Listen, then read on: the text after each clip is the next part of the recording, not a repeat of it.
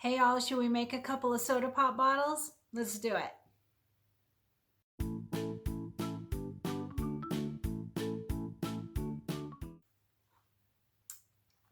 Hey guys, Cristin here, and today we are going to make 2 soda pop bottle blocks for our vintage Boardwalk quilt. Blocks 22 and 23. And what we're going to need today, and this one does have some special instructions. So let's start with what we need material wise. So we need 2 of these green stripe block fabrics in 5.5 by 10.5, and notice they are directional. If you're doing it like the book, you want the stripes going horizontally. All right, so lengthwise. And we need 2 of those, and then 2 of our glitter vinyls, one in the pinkish purple and one in brown. And as always, don't forget to take off the top layer of the vinyl, all right, before you use it. And we are going to use a pressing cloth to adhere that, and I just use an old pillowcase. And then we need 2 pieces of clear vinyl. I seem to have dropped one of them. Clear vinyl in 2.5 by 6.5. And don't forget, there were 2 pieces in our embellishment kit, 2 long sheets. And when we used the first one, I showed you, I pulled it off in 2.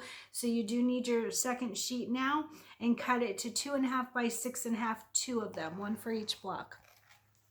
And then for batting, as always, if our final cut size is 3.5 by 8.5, we want our batting to be a 1/2 inch larger, so 4 by 9 is what I use for batting. It can be any size as long as it's at least a 1/2 inch larger. And our final cut size on this is 3.5 by 8.5, so we want 4 by 9.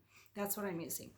All right, so special instructions for this one. I've chosen orange peel. But it needs to be either widened or narrowed. I've decided to widen it. So I'm using the 2x8 Kimberbell orange peel design, but then I am making it wider.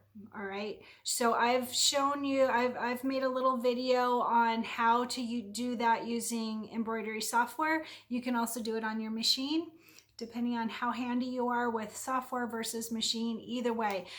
But we need our design to be 3.5 by 8.5. The design itself will be 3 by 8 as usual, but with the placement and tack down of the main fabric, then it makes it a little bit larger. So 3.5 by 8.5. So we're going to use, I'm using the 2.5 by 8.5 design, and then just widening it. And this one has special cut instructions as well. And I pulled it up on software, and it turns out that it's exactly what we're going to use for our basting stitch. So we don't need to worry about all the special cut instructions.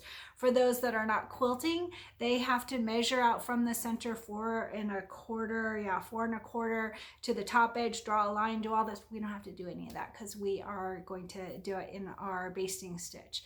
So, but make sure that you do widen your design, and it is not going to be changing the length, it's only changing the width, and that will give us our accurate basting stitch and our accurate quilting design for this block. All right, let's go ahead and get started. I'm going to use my 6 by 10 hoop. But for those that only have the largest as a 5 by 7, you can do the quilting design in 2 by 4 twice. But again, you'll have to narrow it for the quilting design to fit right. So, because we want our overall finished block to be 3.5 by 8.5. All right,